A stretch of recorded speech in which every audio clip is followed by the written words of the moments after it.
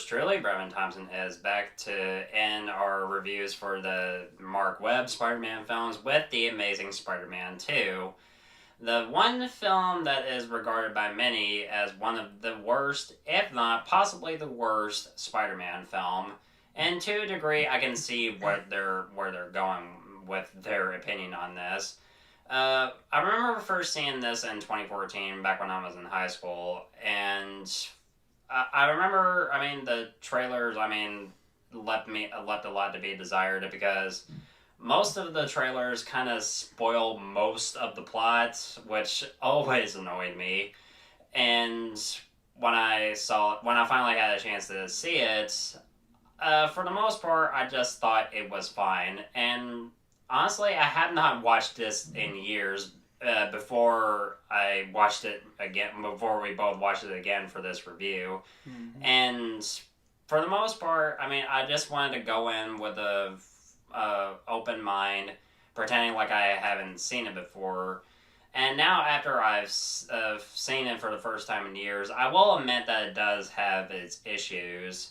But, I still think that Andrew Garfield is a good Spider-Man, and I really love the suit in this film. That's a major improvement over the first film. The suit is like the comics. Yeah. And this just, yes, if there's one thing that they improved over the first film, it's definitely the suit. Yeah, a lot of people really say when it comes, if I may, they mainly say that the suit from the last film was like a really big disappointment in regards to this series, and for some portion of it I guess I can agree, but I am really glad that Sony decided this time to listen to the fans and decided to give Spider-Man an upgrade for this suit, and it's actually really awesome.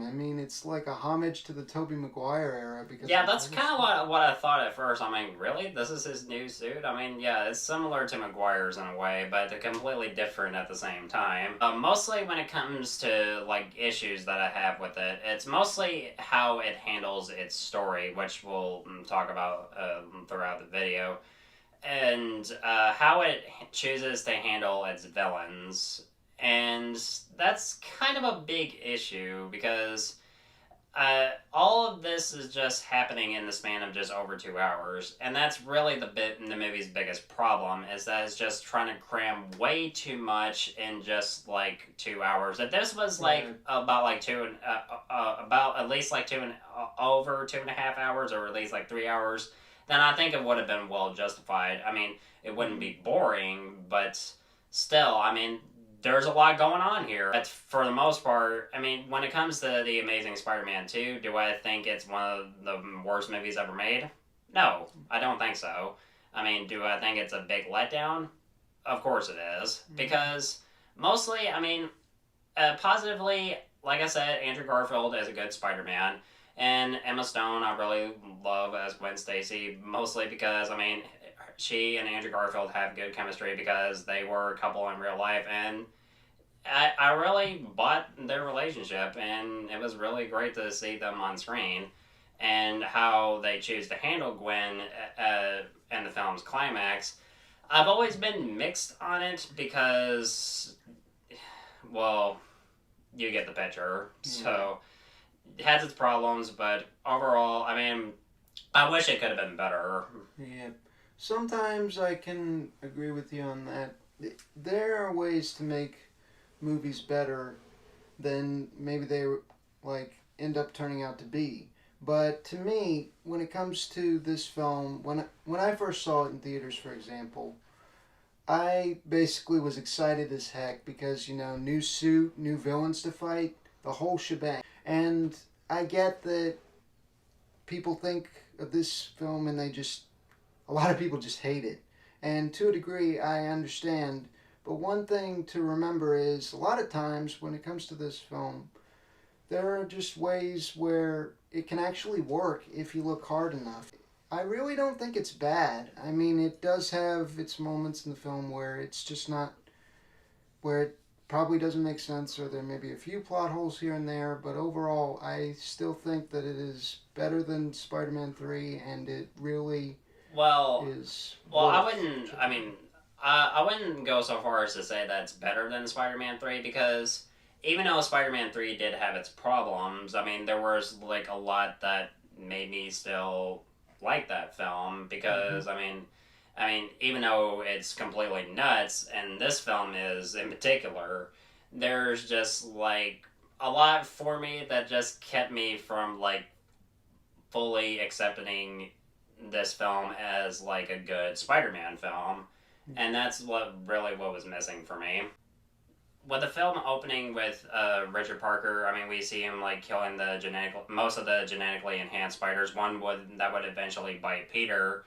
And, of course, like, we see him, like, saying goodbye to Peter and leaving with his wife, Mary. We get this bizarre action scene that just... I mean, well, of course, they had to show, like, what happened to Richard and Mary Parker after they dropped Peter off to Aunt May and Uncle Ben's house. I mean, we see him, Richard with a laptop, like, uploading a video. I mean, that would come into fruition later in the film. How this action scene is handled, I mean, we have, like, this assassin who is sent to kill Richard and Mary. And how this is filmed and edited is just... I just didn't like how it was handled. But after that, however, I mean... this one shot of, like, Spider-Man, and, I mean, we see Spider-Man played again by Andrew Garfield. When it comes to this one scene, I've always questioned it. Like, what was he doing? Was he, like, swinging from, like, a really high building? Was he skydiving? Or did he attach himself to a helicopter or something? It's just... that's kind of an issue that I kind of have. And how these, like, certain web swinging shots are handled, it's pretty good for the most part, because it's the closest that we've gotten, I mean, when it comes to, like, experiencing, like, an awesome web swinging experience. I mean, it's pretty good for the most part. And, I mean, some of the effects, some of them hold up, some of them don't, but we'll get to that later, so... Yeah, but... I mean, overall, I just think that sequence was played out. I mean, mostly with Spider-Man swinging through the city was handled pretty well. I personally love that. I mean, it is a little confusing how he got up there, but I personally like to think that he either did one of a couple things. He either jumped off a building to kind of get a running start, build up momentum, get ready to swing. Yeah, because I like to do that in certain Spider-Man games as well. Yeah, I mean, it's like a really good way to start things off. Just build up momentum, get moving.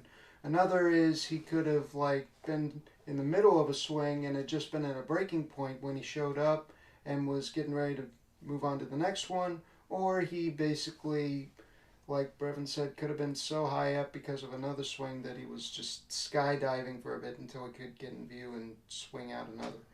When it comes to the action sequence, I mean, of Spider-Man chasing Alexei Savage, who eventually later at the end of the film becomes Rhino, played by Paul Giamatti of all people. Yeah. and the thing about Paul Giamatti in this film, I mean, he's kind of wasted in this film because, I mean, normally Paul Giamatti is a good actor. And he just doesn't really get much to do. He's trying to rob a truck full of plutonium with some thugs and sort of just cause random chaos. It's just... It's great. I mean, it's a good way to start the film off. You never really know. Yeah, and we see Max Dillon, who will eventually become Electro, played by Jamie Foxx. And when it comes to Jamie Foxx, bless his heart, he is trying. Yeah. And when it comes to this scene with Spider-Man trying to, like, stop Paul Giamatti as the Rhino from, like, causing, like, so much destruction, he instead decides to tell jokes and just using quips. Because I understand that people wanted Spider-Man to be quippy for these films. Yeah. But we have the Rhino causing all of this destruction and having his men, like, shoot, like, police officers with machine guns and everything, and it's just like Spider-Man is just wasting his time just but spilling out quips instead of just stopping the Rhino and saving lives, because it's like the filmmakers are trying to represent Spider-Man more as a jokester than as a hero who saves lives, because I can understand, like I said, that they wanted Spider-Man to be more quippy, but it's just kind of an excuse for me, honestly. Personally, though, I agree with Brevin that perhaps it can seem a little unnecessary, but one thing to remember is that when we got to, like, we're looking at a different Spider-Man here. He's not Tobey Maguire, and I think they want to try to acknowledge a difference between the two of them. It's that Tobey Maguire was kind of like a more serious Spider-Man who got the job done, like, straight out, probably because he was a college student and had a few more years of experience being Spider-Man than Andrew Garfield did as the role. And they wanted, I think, this time to try to emphasize the humorous side of Spider-Man in that scene, because, you know, the other Peter Parker didn't really make that many jokes, like one or two in the film. But of course, Spider-Man stops the Rhino in kind of a hilarious fashion. I mean, they try to add like a little bit of slapstick into this film. But, I mean, during the process, I mean, he saves Max from being hit by a car.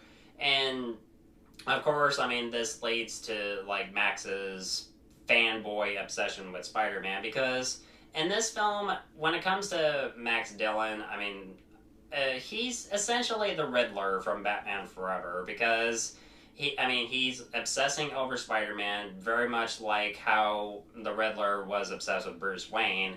And it's just kind of obvious, because it's kind of a cliche in most comic book films. I mean, you have, like, the nerdy character with glasses who eventually, I mean, shit happens, and of course, I mean, it leads to them ultimately becoming a supervillain. I mean, we've seen it with, I mean, they did this right in one film, and that was Batman Returns with Catwoman, and that worked fine, and it's kind of like copied and pasted. I mean, they did it with the Riddler in Batman Forever, they did it with Poison Ivy in Batman and Robin, they did it with Electro in The Amazing Spider-Man 2, and they did it again with Cheetah in Wonder Woman 1984. Just stop it.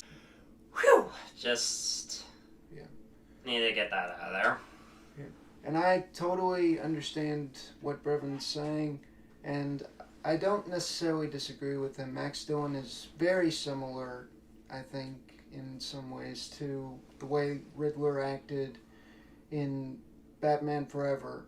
However, in Amazing Spider-Man 2, you have Max Dillon, who works at Oscorp for, well, Harry and Norman by default, and he basically, unlike Riddler, is a complete nobody. After he's saved by Spider-Man, I mean, he, like, views Spider-Man as his best friend, while Spider-Man doesn't have the same feelings for him as Max has for Spider-Man.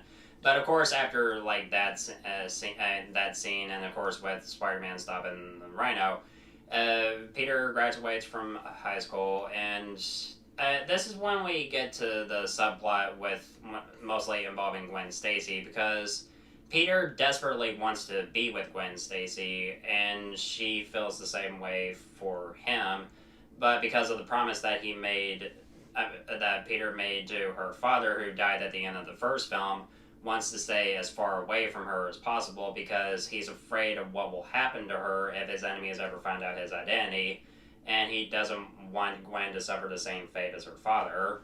Yeah, or his Uncle Ben, for that matter, because all those deaths kind of happened to some degree because of their involvement with him, or because of something he did, and he just doesn't want to lose her too, so he's trying to fulfill that promise, but at the same time he's having a really hard time doing that because he really wants to be with her, and I can totally understand why it would be confusing, because one minute you're there, the next you're back and forth, and it's just... Yeah, it's a bit confusing, and it's kind of heartbreaking at times. But it works for both them as characters and as a couple. Yeah, because, I mean, they were dating in real life, and I really did bought their chemistry. It just, I mean, it worked pretty well, especially for what they were going with for this story. Yeah, I mean, seriously, even if the movie was bad, you could tell the relationship between them is a hard earned yes because they just really make it work. They definitely do. So I do like bits of the montage of like Spider-Man like saving people through this. I mean, throughout the city, and he even like helps this little kid fix his like little windmill. I mean, that's Spider-Man to me. That is Spider-Man because I like how like this film kind of like tries to represent Spider-Man as a hero who gives people hope, but that kind of like there's like some moment what we'll get to later in the video, where it kind of like messes it up a little bit. But for the most part, I mean, they fully try to do their best to try to represent Spider-Man as a hero who saves lives, and I really like that. And when it comes to like how Max becomes Electro in this film, I mean he's just trying to fix this electrical system, and then he just falls into this pit full of genetically enhanced electric eels, and when they start like attacking him, I mean this somehow fixes his teeth because he has a gap between his teeth, and the power of electricity can fix your teeth. Yeah.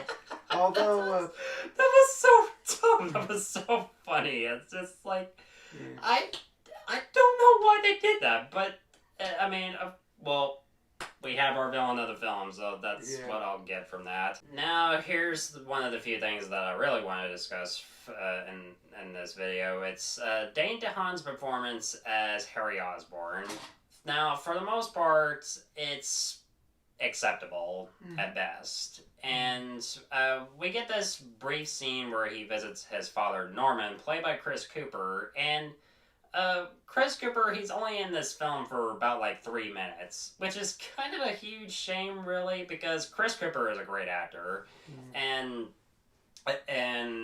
the makeup work, because I mean, it's shown, I mean, he's suffering from this genetic disease, and Harry also has it. I mean, he starts like developing symptoms throughout. I mean, later in the film, and I mean, you see like these goblin like claws on Norman's hands, and I'm just like, with that type of like look for Norman, I'm just like, okay, so with that type of look, I wish that Norman should have been like the main villain of the film. I mean, because, well, but they didn't go there because they tried their best to not repeat what Sam Raimi already did with Norman, and I think that at the time they believed that they had enough of Norman as the Green Goblin because, I mean, they already done that and they don't want to go through it again.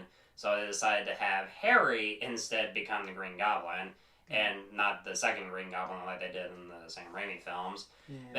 But still, I mean, with that, it kind of left a lot to be desired, honestly. All things considered, though, I thought that Harry did a nice job regarding both just being Peter's friend and, in some cases, the new Green Goblin. I thought it was a nice design, unique specifically to Harry, because the green suit from like the Sam Raimi trilogy, for example, that's entirely, Norman's design. It's not Harry's. So, like I said with the new Goblin from the last film, you want to try to make it a little more distinctive.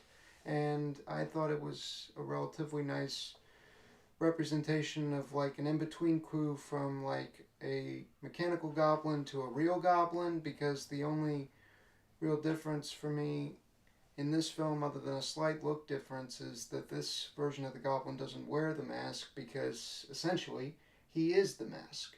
But at the same time, like Brevin said, one reason that we don't get much work with Norman Osborn is because, well, we already had him for a really long time. More or less spread out, I think. And of course, I mean, he dies, which which they already had verified they verified that he was dying from a disease in the first film, which is why we didn't see him in the first film, and then we got a cameo of him in this film. So, I mean, they took what they could get, really. Now, when it comes to the first fight between Spider-Man and Electro in Times Square, how it starts out, I mean, it starts off right after, like, Electro, I mean, well, the Oscorp executives, I mean, pronounced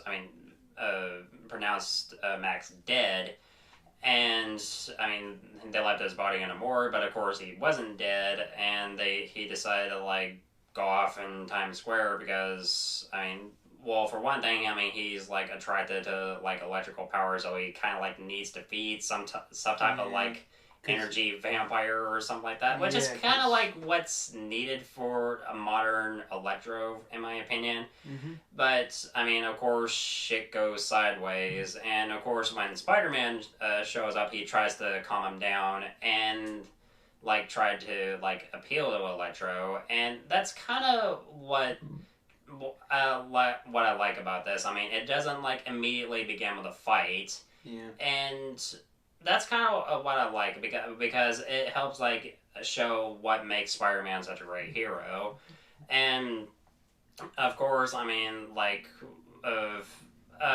when the cops, like, I mean, we see, like, one sniper, I mean, about to take a shot at Electro, I mean, we see, like, right after Electro, like, steps in, like, a puddle of water, and then, like, sparks come out, and they take a shot at him. Of course, I mean, Electro gets pissed and, like, tries to electrocute the police sniper, and, of course, Spider-Man saves him. And people are cheering, the crowd goes wild, and, I mean, at first, Electro sees, like, all of the, like, Times Square screens. I mean, he sees, like, nothing but himself, and then, like, when it changes to, when he sees Spider-Man instead of himself, he just views Spider-Man as selfish, and he views him as his enemy instead of his friend. And as a villain motivation, it's a bit weak, because, like, that's his motivation for being evil, because, like, you can all mostly view this as a big, major misunderstanding, because that's how I mostly view it, how I mostly view this, how, like, Electro eventually becomes evil, and of course, I mean, when it comes to Electro's theme, I do want to touch on this a little bit. The score was done by Hans Zimmer, and normally I'm a fan of his work. I mean, especially, I mean, mostly when it comes to his superhero scores, I'm a huge fan of his work on the Dark Knight trilogy. But his dubstep theme for Electro, I've never really been a huge fan of that theme, honestly, because I'm not really a huge fan of dubstep, honestly. It's just not my taste of music. But there's one moment in this scene that I do like, is just, like, when Electro is firing, like, this beam of, I mean, this huge, like, thing of electricity, and Spider-Man is, like, moving in slow-mo, and, I mean, he, like, catches a car with his web, and then he saves a few people in the process. I mean, and that moment alone I do like, and the effects in this film, for the most part, especially in this scene, are mostly pretty good. But how the rest of the fight plays out, I mean, for the most part, it's good, and how it ends with Spider-Man, like, taking Electro out with a fire hose, and having a fireman hat on, that's pretty good, and that's, like, it captures, like, the humor side of Spider-Man, and that's kind of what I like about this scene. But overall, I mean, has its moments, but still, I mean, it was decent at best. After Spider-Man defeats Electro, we get this, like, one montage of, like, Peter, like, all of a sudden deciding to just, like, investigate the disappearance of his parents, and while at the same time, I mean, trying to, I already mentioned before that Harry is like suffering from the same genetic disease that his father had, and Harry believes that the possible key to a cure is through Spider-Man's blood because originally Richard Parker and Norman Osborn, they intended to like use the genetically enhanced spider's venom to they intended to use it to create a cure for like various illnesses such as cancer, which I do think would have been pretty good. But later, I mean, we find out that later in the film, from this one video that we get from Richard Parker, we find out a whole lot about like what why Richard like decided to defect from Oscorp, and we'll get to that like later in the video. When it comes to Peter and his friendship with Harry, this is when it gets into like shakiness because I mean he generally wants to save Harry because I mean he's his best friend, but he's afraid of what his blood would do to Harry if he did give it to him. If it was incompatible, he could possibly die, or it could possibly do something worse to him, as to, like, mutate him. Kind of like it did with Connors when all he wanted to do was use lizard DNA to regrow lost limbs, like the arm he apparently, in the comics, lost an arm in the war. But because of some mistake in the equation, he turned into a giant lizard, and Peter, like Brevin said, is afraid that if their blood isn't compatible, it won't cure Harry. It'll either kill him or turn him into something worse. Yeah, but when we get to like one scene where he eventually visits Harry as Spider-Man, when he does turn down Harry's offer, so much of the goodwill that we see in Spider-Man is just completely botched by this like one decision because I mean, we get it. He's afraid of what his blood might possibly do to Harry, and it's just I don't know, it's a lot of conflicting emotions, yeah. But I think we can say that we understand why he doesn't want to do it because the thing is, you know, if they're not compatible, he'll either mutate because of Peter or die because of Peter, even faster than he already is, when they just need a little more time to analyze the blood, see if it would even work. And Harry isn't willing to listen because he just doesn't believe it would do anything worse to him than he already is, and he probably doesn't have much time left. We see Aunt May in Peter's room looking at all the papers, connections, and stuff, research that he did trying to uncover what happened to his parents. And she's shocked, but Peter explains the reason he did that was because he feels like there's something about his parents that Aunt May isn't telling him. And after a few minutes of, well, I guess you could say banter. I mean, she does eventually reveal the supposed truth of what she knows about. Peter's parents' disappearance. Apparently, two government men came to see Aunt May and Uncle Ben, and they explained that the research that Richard Parker and Norman were working on at the time was very valuable, and that someone would pay Richard a lot of money for it, and he just left because he betrayed everybody that he'd known and loved just for money. And of course, Peter does not buy that at all, as it doesn't make any sense.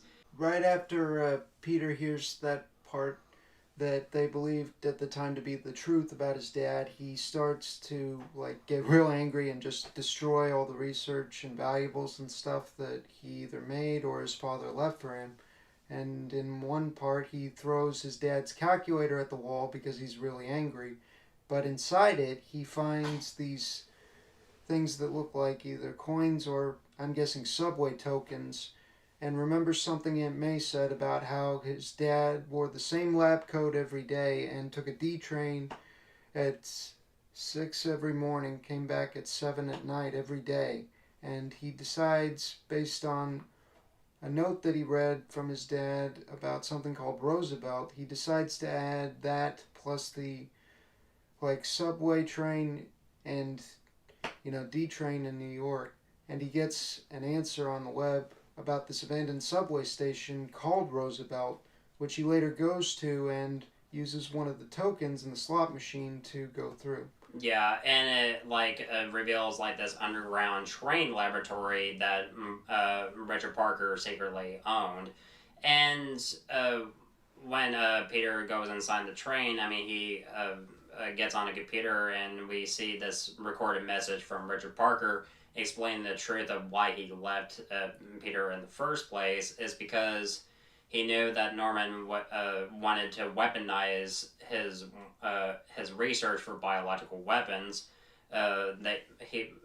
Norman wanted Richard to be part of his work, but Richard refused because he knew that what he was working on was too dangerous. I mean, even if it was weaponized.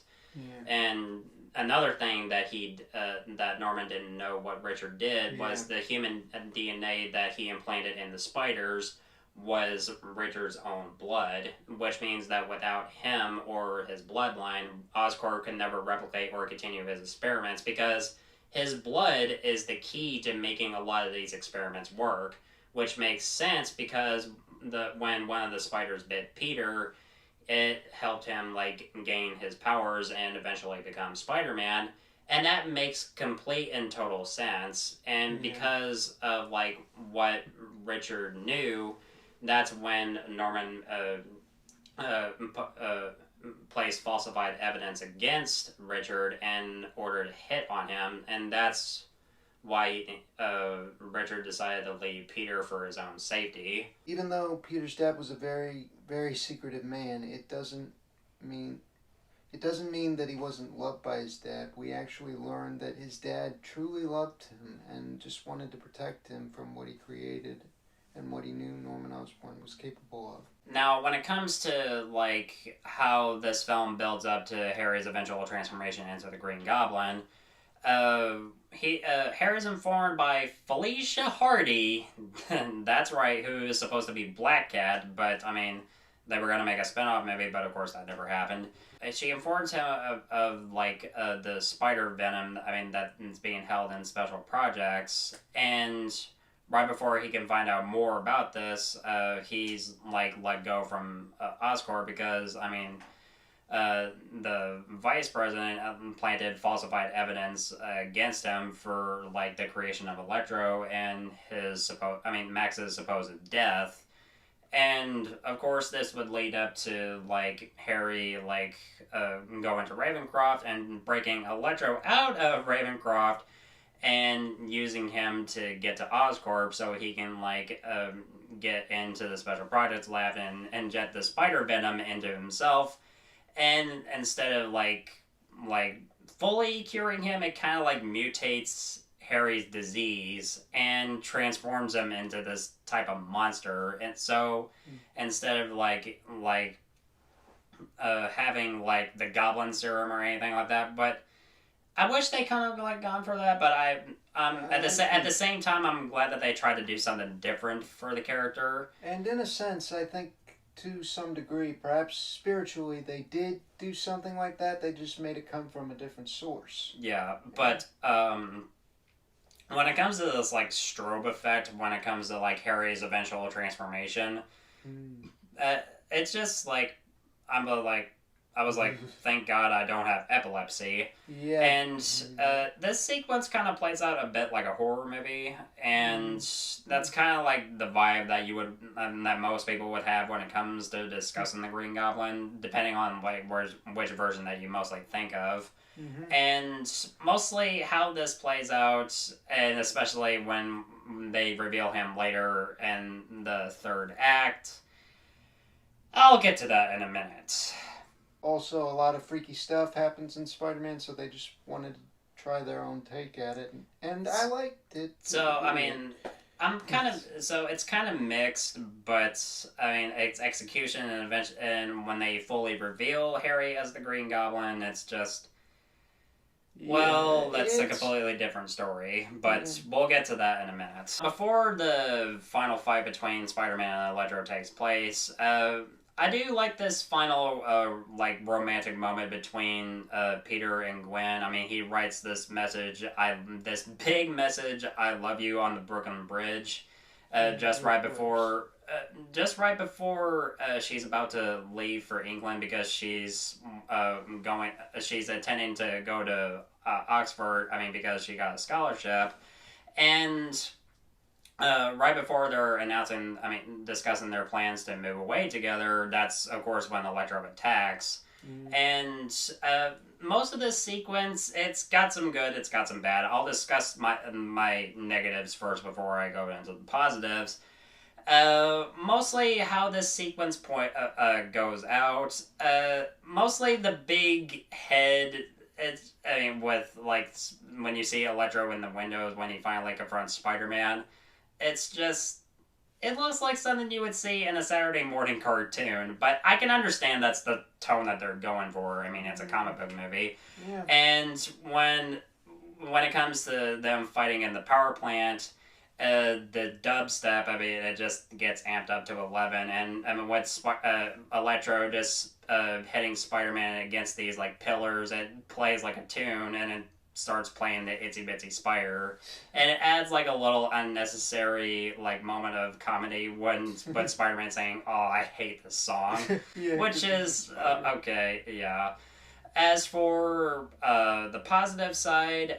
I do like that Gwen decides to help Peter out during this fight, even though it's completely suicide. It's just really?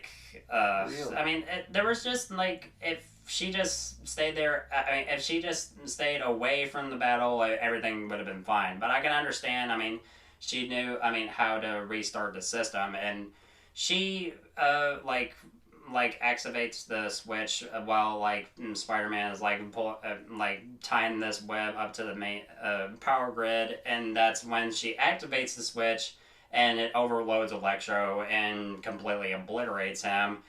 Now when it comes to that, this fight is okay at best for me.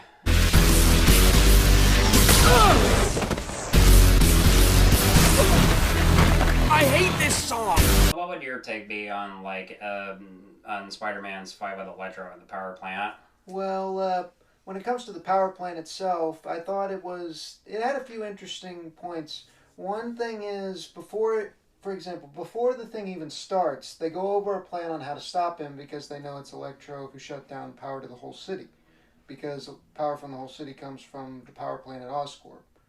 And basically, Peter says he tried everything.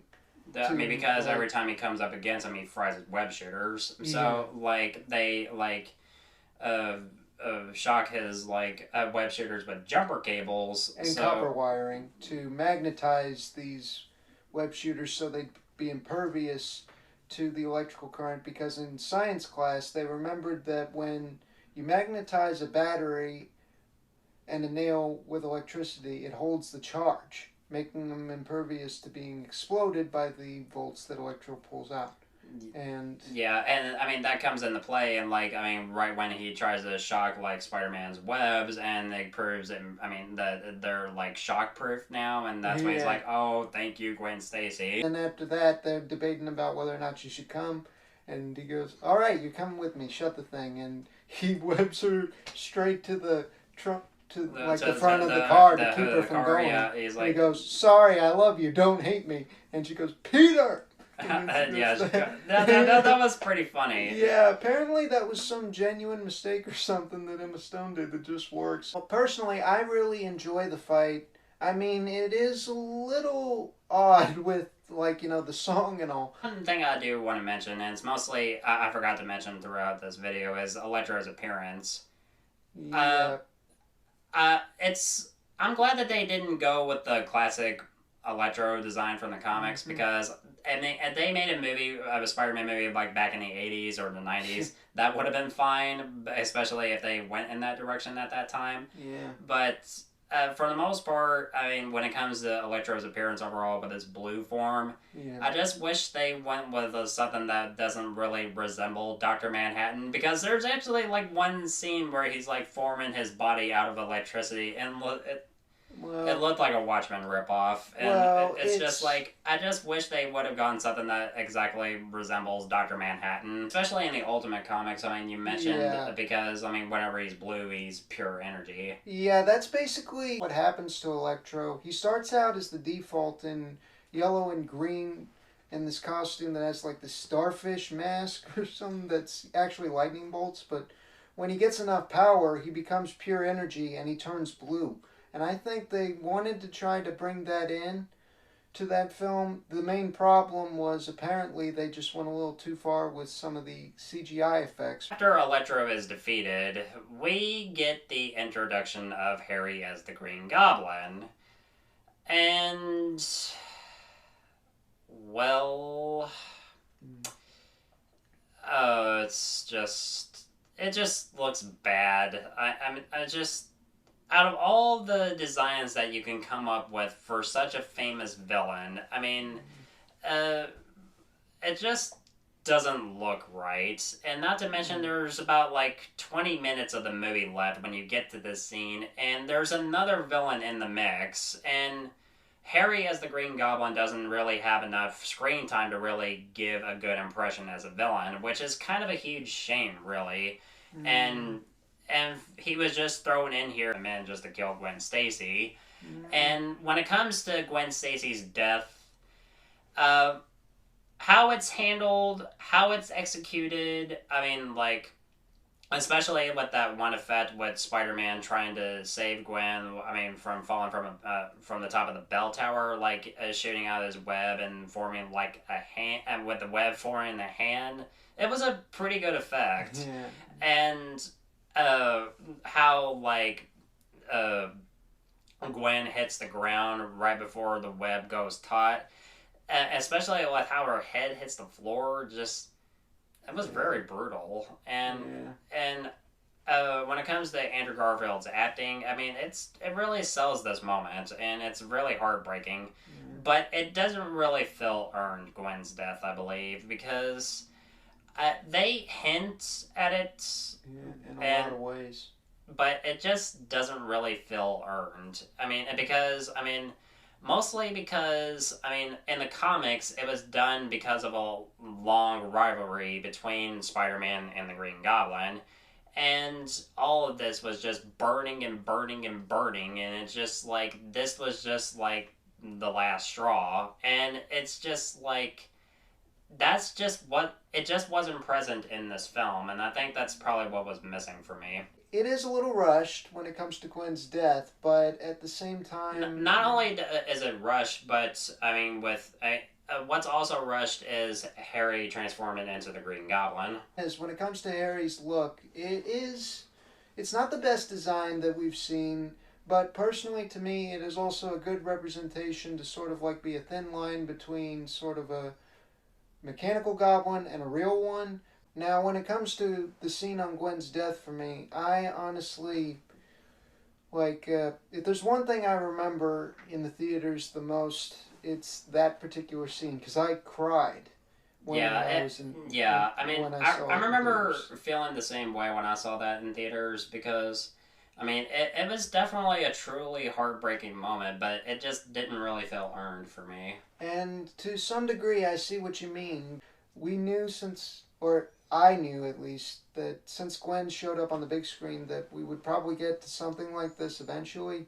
And while I hate the fact that, you know, she had to die and all, I feel like if she hadn't, a lot of people probably would have been happy, but they also would have been really disappointed because they would have never known, especially after the series got canceled after this, that they never would have known what that would have been like. That moment that we pretty much had been, like, building up to ever since the day that Gwen's father died and made Peter promise that he would leave Gwen out of it. Yeah, and Gwen's father haunts Peter throughout a large majority of the film. Yeah, he sees him as sort of like a ghost figure in his police uniform because he feels guilty about breaking that promise and he just doesn't know what to do. So we've seen that several months have passed, and I mean, Peter feels completely guilty, and he hasn't been Spider-Man for a while because of how devastated he was because of Gwen's death.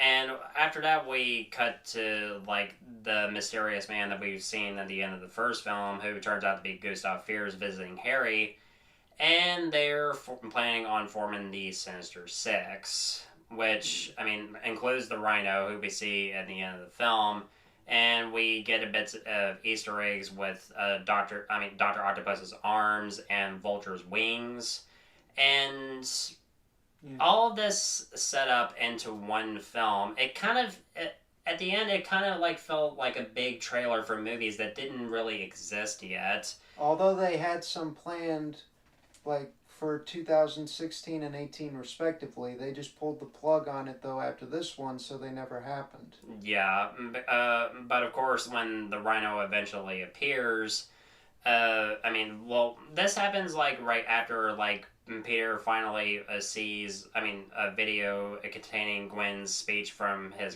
from their graduation, and that's when he finally gets the motivation that he needs to become Spider-Man again.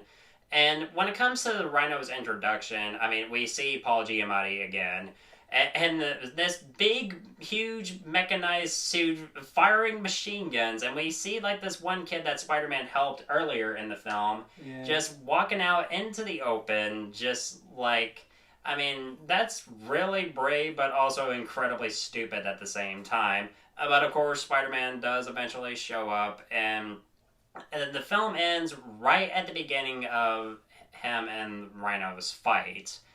And a bit of a letdown, honestly. But, of course, after this, the film by no means bombed, but didn't really make enough money that the studio was really hoping. So they decided to pull the plug on this series and make a deal with Disney to put Spidey in the MCU, which I think we can all agree was a really good decision because of the direction that they were going for this franchise. Admittedly, I did expect a little more out of the Rhino fight at the end. But of course, it was cut short, which, I mean, did it frustrate you? Just a little. At that point in the movie, Gwen is dead, Peter is very depressed, doesn't know what to do, and he just doesn't feel like he can be Spider-Man without her. And they needed, a reason for him to really come back. Something the police couldn't handle on their own, and something that they needed Spider-Man for. And to me, that is the purpose that Rhino was there for. It wasn't too many villains or a mistake or an over-inclusion. I think it genuinely served a purpose. And it also showed how Spider-Man inspires hope in it. But the kid, he got hope from Spider-Man when he fixed his wind turbine, and it shows that even though he knew he probably wasn't coming back from this, he had to do something. And to me, that's a genuine representation of the hope that Spider-Man gives to people. And that, to me, is the general message of the whole film. Finding hope in this world and trying your best to hold on to that hope, because we have to be greater than what we suffer. Because even if we fail in life or in general, what better way is there to live? Yeah, I mean, and of course with the film ending with Spider-Man beginning his fight with Rhino and then cutting short, it's a bit of a letdown, but I can understand your point of like holding on to hope, which I do think is a good message. As far as making the transition into MCU, I agree 100% with Brevin that Tom Holland was the way to go, and bringing Spider-Man into the MCU was a very, very smart move, and one that I sincerely hope they continue for a really long time after this next film. Yeah, because Tom Holland is my favorite actor to play Spider-Man since Tobey Maguire in the Sam Raimi trilogies, because you can't get better than that alone. So overall, when it comes to The Amazing Spider-Man 2, it definitely does have a lot of issues. In regards to its positives, I mean, some of the acting is pretty good. I mean, mostly from Andrew Garfield and Emma Stone, because they have good chemistry. Good to decent to action sequences. Some effects hold up well and some of them don't. And when it comes to how the film handled its villains, Jamie Foxx is a good actor, and I love this guy. I mean, especially when you watch films like Ray or Django Unchained. I mean, he's a great actor. Don't get me wrong. He's like the shit, honestly. But when it comes to him as Electro, I mean, there just wasn't enough for this for him to do as this character, especially with how he's written. Dane DeHaan as the Green Goblin was a bit of a letdown, especially with him just being just crowbarred into this film just to kill Gwen Stacy. And it's just a bit of a letdown, and it just like leaves a whole lot to be desired. And I really wish that they just like realize that less is more, but they just didn't do that. But I'm glad that we got Tom Holland. But yeah, when it comes to this film, I would say that I enjoy Spider-Man 3 a little bit more than this film, and that's probably saying something, but I just don't want to give my honest opinion, so I'm going to give The Amazing Spider-Man 2 a C-.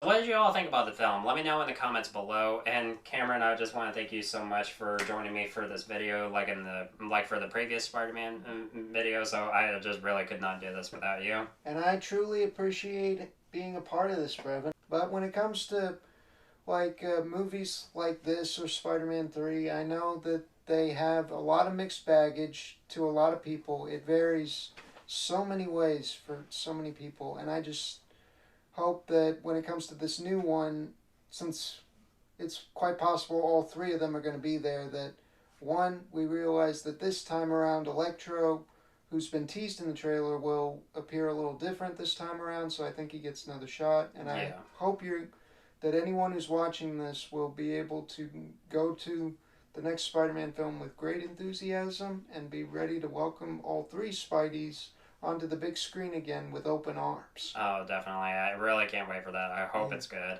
So we'll be talking about the MCU Spidey films pretty soon, and I definitely can't wait to talk about those. So yeah. Guys, thank you so much as always for watching. Looking forward to doing more videos really soon. And if you want my thoughts on old or new films, of course, you know where to find me.